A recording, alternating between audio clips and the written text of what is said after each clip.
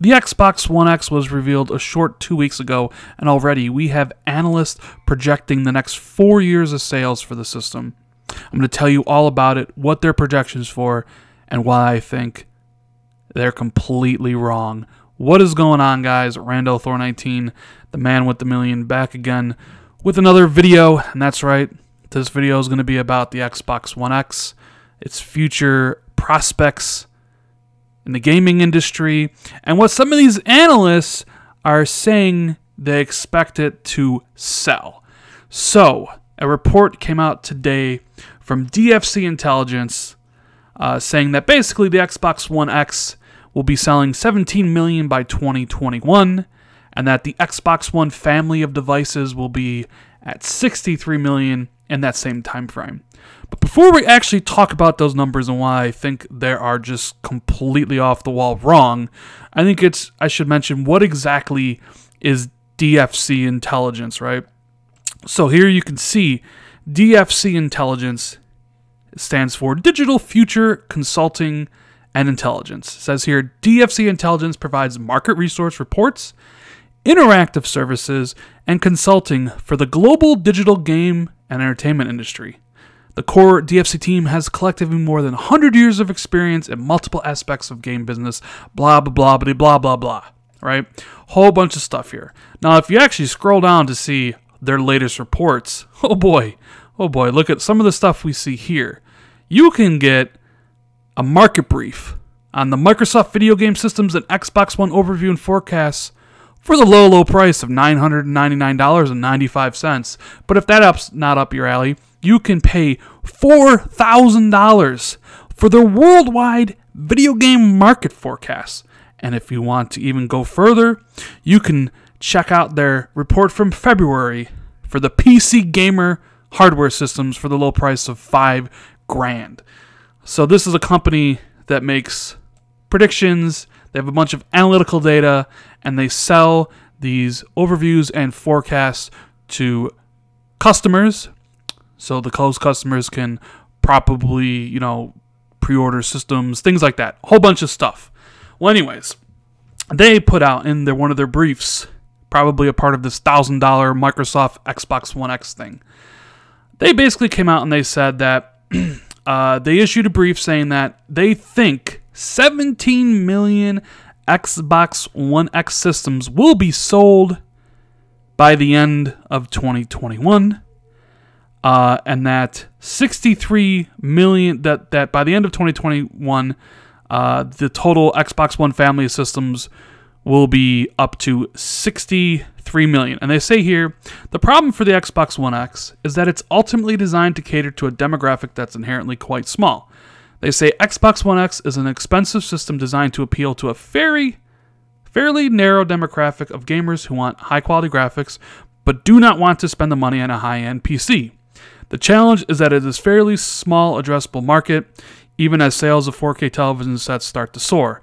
Both the Nintendo Switch or Sony PlayStation 4 offer a very strong value proposition that consumers seem to be flocking to. While that is true, the Switch is doing gangbusters for the last 3 months it's been out on the market, and the PlayStation 4 is on pace to sell 100 million units. Now, you ask me, well, what are their predictions like this? Have they ever made any wrong predictions for Rand? And I'll be like, yes, they have. They predicted that the Wii U would sell 25 million units lifetime total. Completely wrong. This gen, they predicted that both the PS4 and the Xbox One would be at 100 million units by 2020. Well, they might be right on their PS4 prediction, because I think the PS4 will get to 100 million eventually, but they're going to be missing the mark pretty bad on the Xbox One prediction. But that's not why I think their numbers are completely wrong in this case. 17 million Xbox Ones in 4 years, basically, is what they're saying. Xbox One X's, 17 million. Now, that would come out to be about around 4 million a year. That's not... I think it would actually be a good number for Xbox. And 63 million by the end of 2021 is actually a really, really fantastic number. Yes, it's down from the 360, which was like 80 some odd million. right? But if you take from where they started in 2013 to where there's this DFC is saying they'll be in the next 4 years, so you take those 8 years, you're at 63 million. Yes, you're way below Xbox 360, way above OG Xbox. I think that is great. But the problem is, and I know you guys can do math because I can do math, and this is very, very simple math. So we know that Phil Spencer has come out and said that the Xbox One X is going to sell to a specific market, the gamer that knows about a teraflop, all that stuff, that has a 4K TV, yada, yada, yada. And we also know that they've said that they still expect the Xbox One S to have the lion's share of systems sold. And for good reason, because the system's $250 and it'll be like $200 for Black Friday. Now, if you take the 17 million Xbox One X's that they think, DFC thinks, Xbox is going to sell in the next 4 years, right? And you subtract it from the 63 million that they think the Xbox One family of devices will be at, what do you get? Now, keep in mind that the Xbox One is already at 30 million, or if not, will be at 30 million by the time the Xbox One X launches. So if you take their 63 million, you subtract the 30 million that's already sold, you're left with 33 million systems. So between the Xbox One X and the Xbox One S, they're only expecting 33 million systems to be sold the next 4 years for Xbox. Okay, so the first 4 years they sold 30, the next 4 years they expect to sell 33. Okay, whatever. The problem is they said 17 million of those will be Xbox One X's, which leaves 16 million for Xbox One S. And does that sound right to you?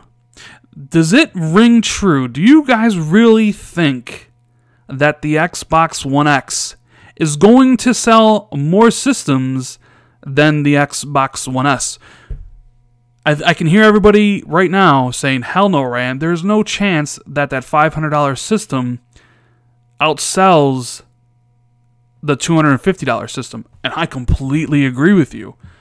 But DFC seems to think otherwise, because that is their prediction.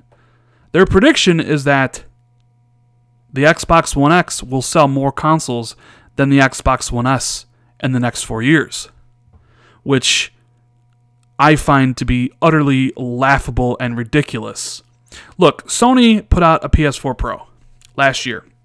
We're almost coming upon its 1 year anniversary in a couple months. Sony's come out and said, hey, PS4 Pro's at 20% of our total sales. And that's higher than we thought. 20%. And here we have DFC saying that Xbox One X will be higher than 50% of the total Xbox sales? That it will sell more than the cheaper Xbox One S? Are they crazy? Are they insane? I just can't believe that. There's no chance that happens.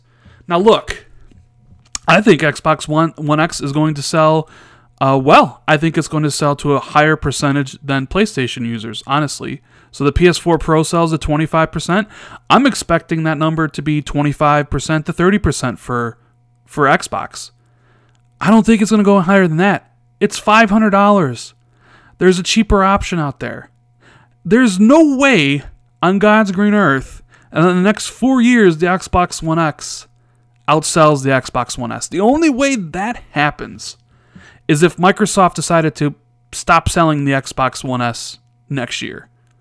At some point in the next 2 years, they decide, all right, we're done with the S. But they're not going to, because that system is finally coming down to an affordable price point, around $200 and less, that the casual audience buys into your system. So, do you understand what I'm saying? Why I think this is wrong?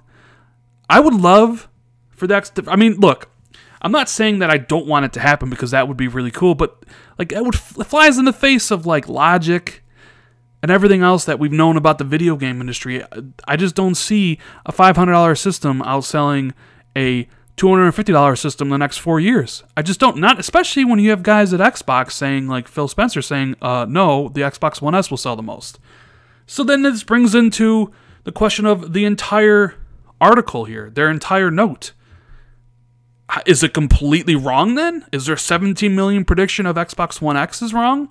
Because I think their prediction of the split between Xbox One X and Xbox One S to be completely wrong. So is the whole thing wrong? Are people really paying $1,000 to see this stuff? Are they really? I mean, I would kind of like to see what comes with your $1,000 of purchase, because you don't need to pay me $1,000 to tell you that the Xbox One S is going to outsell the Xbox One X.